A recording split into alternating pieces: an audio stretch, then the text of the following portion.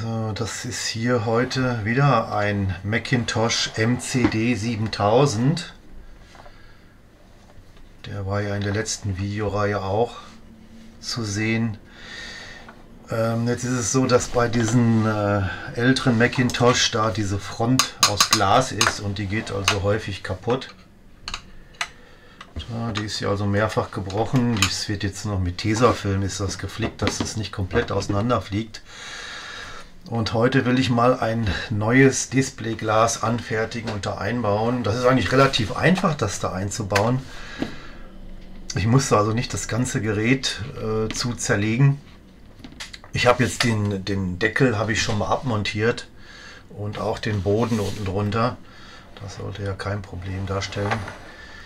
Und um diese defekte Glasscheibe hier auszubauen, muss ich im Prinzip nur ein paar Schräubchen lösen. Ich zeige das einfach mal. Ich fahre mal die CD-Lade aus und schraube zuerst hier diese Blende ab mit den beiden Schräubchen hier.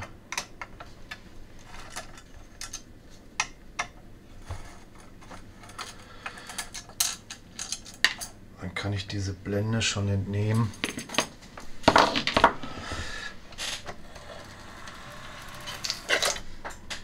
So, dann ist diese ganze Front, die ist jetzt hier mit 4 Schrauben befestigt, 2 auf jeder Seite.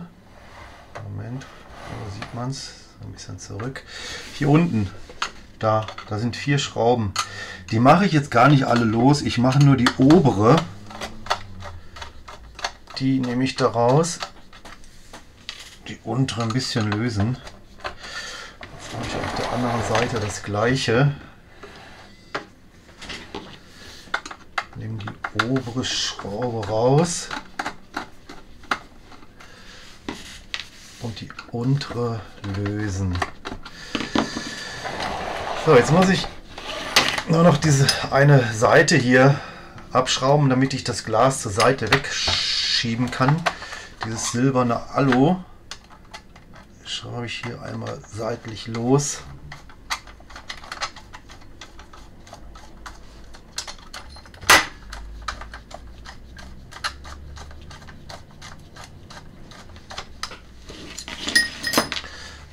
Sich die Schraube ganz verabschiedet, das muss gar nicht sein. Kann man da rein drehen ein Stück. So, dieses schwarze Plastik hier, das kann man entfernen, das ist aufgeklebt. Das brauche ich dann nachher für das neue Display. Das Teil ist ja noch gut, das ist einfach nur so ein Kunststoff-Zierrahmen, der ist dann da aufgeklebt mit so einem Montageband. Sollte das jetzt allzu fest sein, dann kann man einfach mit ein bisschen Zahnseide dahinter gehen und diese Blende dann damit im Prinzip wie absägen. So, das hat hier aber sogar ohne Zahnseide funktioniert. Ich habe hier schon ein neues Montageband habe ich schon hintergeklebt, damit ich das gleich auf das neue Display kleben kann. So. Ja, im Prinzip ist jetzt alles gelöst. Jetzt kann ich die ganze Front so weit nach vorne kippen, dass ich mit dem Glas hier an der CD-Lade vorbeikomme. So, so sitzt das normal, dann blockiert natürlich die Lade. Dadurch, dass ich das jetzt hier losgeschraubt habe, kann ich das so ein bisschen nach vorne ziehen und dann einfach seitlich rausziehen. So, da haben wir das kaputte Glas schon entfernt. So sieht das aus. Ja, was mache ich jetzt? Ich lege mir jetzt zuerst einmal eine Zeichnung im Computer von dem Teil an, wo eben Ausschnitte sind, wo die Schrift ist und alles, und dann geht's an die Fertigung eines neuen Displayglases.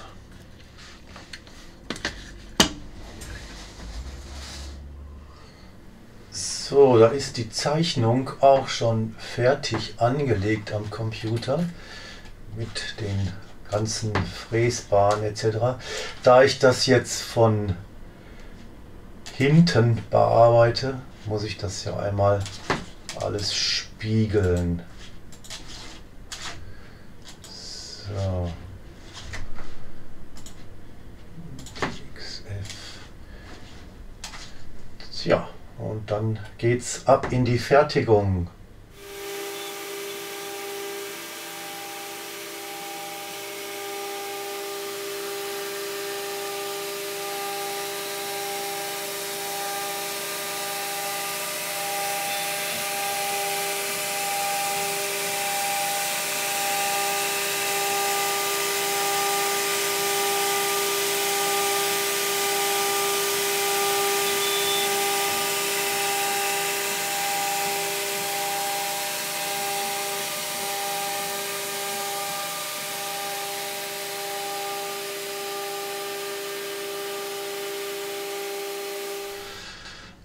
Und da ist das neue Glas auch schon.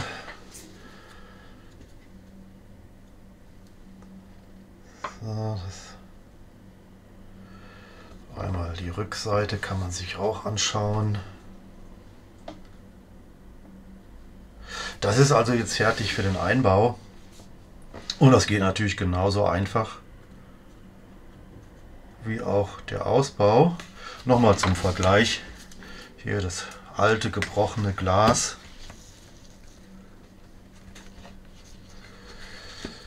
So, das hat also insgesamt 5 Versionen benötigt, bis ich das dann mal so weit hatte, wie es jetzt ist. Das war also schon ein bisschen aufwendig, welchen Goldton ich da nehme und welche Schriftarten etc. Aber ich denke, das ist so ganz gut gelungen. Und deshalb schiebe ich das jetzt einfach mal rein. Auch wieder nach vorne schieben und dann aufpassen. Diese Rückseite ist ein bisschen kratzempfindlich. Das ist ja lackiert, das Schwarze. Da also äußerste Vorsicht walten lassen. Am besten hier einbauen lassen. Dann ist man da auf der sicheren Seite.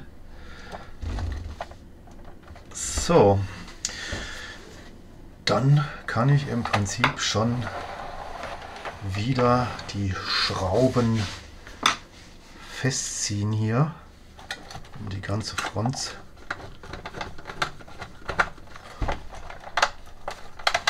zu halten.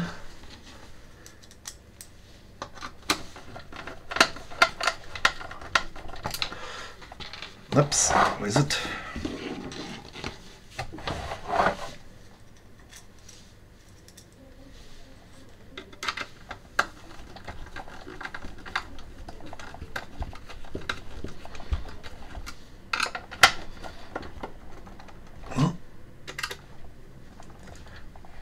So, oh, die hält nicht. Da müssen wir mal schauen. Ist die zu kurz? Oh, die Schraube, da ist das Gewinde kaputt. Da müssen wir eine neue reindrehen.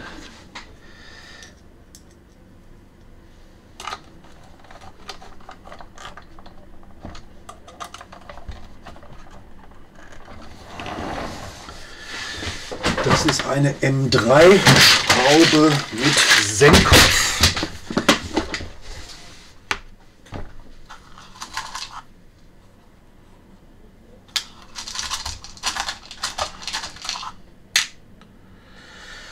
Und zwar eine relativ kurze.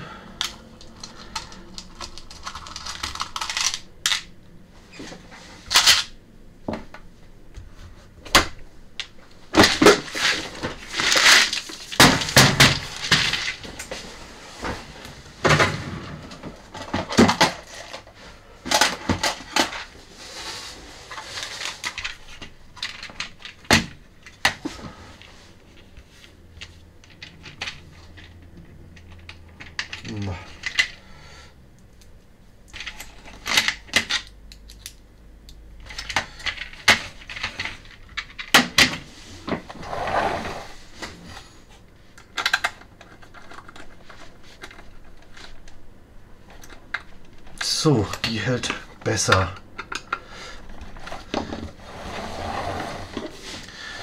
So, wenn das Display nämlich jetzt, also die ganze Front so festgeschraubt ist, dann kann ich da auch im Prinzip nichts mehr falsch machen mit dem Glas verkratzen an der Rückseite oder sonst irgendwas. Weil wenn das nicht festgeschraubt ist, kann ich die ganze Front auch nach hinten gegen den Korb drücken und kann hier also einen Kratzer dann verursachen. Das ist mir nämlich auch schon passiert. Da muss man schon ein bisschen Vorsicht walten lassen. Dann kann als nächstes auch diese Seitenblende schon wieder aufgeschraubt werden.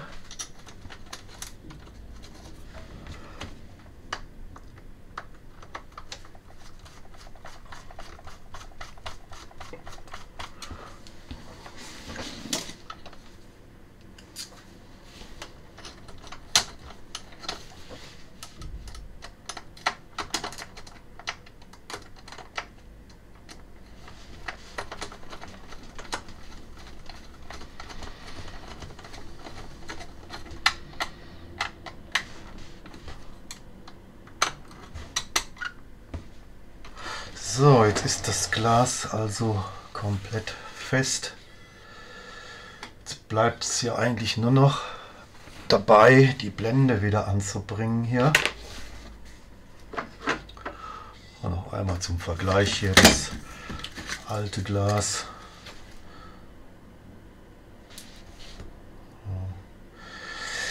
Ja, das Neue, das ist ja jetzt aus Plexiglas gefertigt. Das wird auch so schnell jetzt nicht mehr zerbrechen.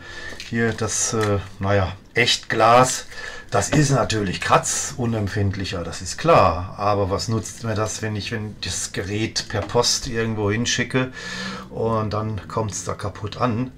Dann doch lieber ein Acrylglas. Optisch kann ich da überhaupt keinen Unterschied feststellen. Dann bleibt es jetzt hier daran, die Blende einzubauen. So, die muss ich natürlich vorher drauf schieben, hier, bevor ich diese hier wieder anschraube.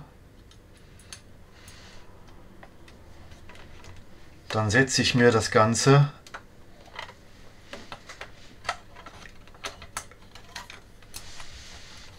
so wie es sein muss und schiebe dann mit der CD-Lade das Teil hier dran, damit das hier klebt. Wenn ich also hier mit diesem Montageband, das ziehe ich dann jetzt gleich ab und dann haftet das. Da muss ich natürlich die Sorgfalt ein bisschen walten lassen, dass ich das auch jetzt hier in der richtigen Position dann anhefte.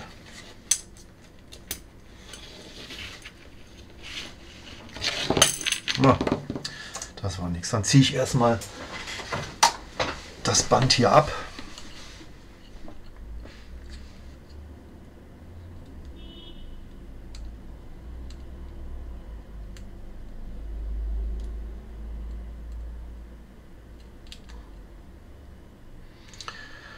Ich hatte jetzt leider kein schmales Montageband, deshalb habe ich das jetzt hier ein bisschen mit der Schere, ein breiteres, einfach schmaler geschnitten.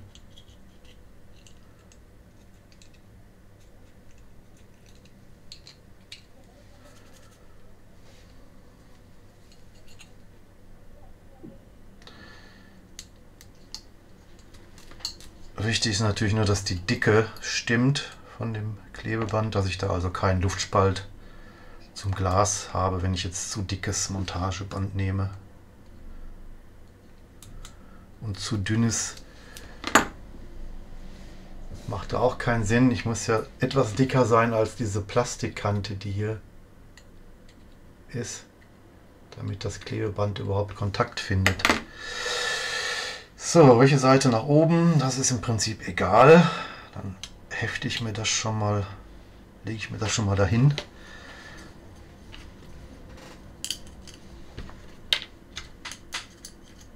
Und positioniere ich mir die Front und drehe hier mal die beiden Schräubchen rein.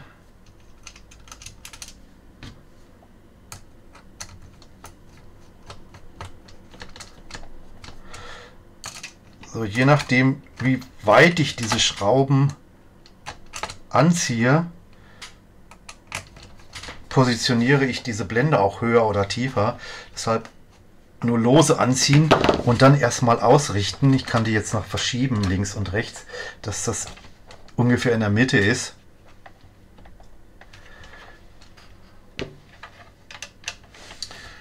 So, und hier das gleiche, das hat ein bisschen Spiel, das Ganze.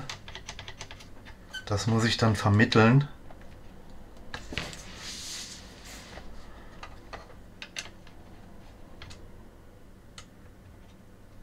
Und dann schiebe ich die Lade rein.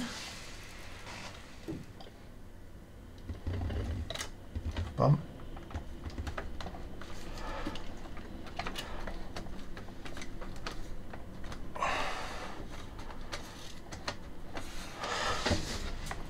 Und fertig ist das Plastikteil aufgeklebt. So, und dann kann ich ja nochmal die Feineinstellung der Lade machen, dass die also hier einen gleichmäßigen Abschluss hat. Und das ist der ganze Spaß mit dem Einbau des Glases. Ich kann das hier von hinten, kann ich das nochmal ein bisschen fixieren an der Außenseite, dass ich hier weniger Spiel habe an dem Glas. Hier links passiert es nicht. Da gibt es einen ganz einfachen Trick.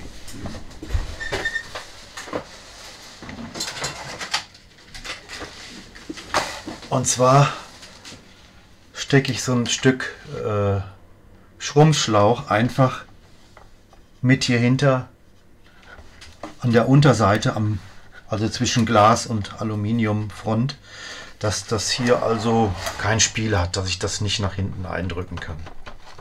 Brauche ich nur auf der linken Seite. Da reicht so ein ganz kleines Stück.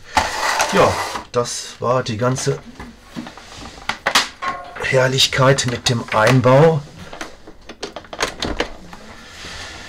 des Displayglases. Und dann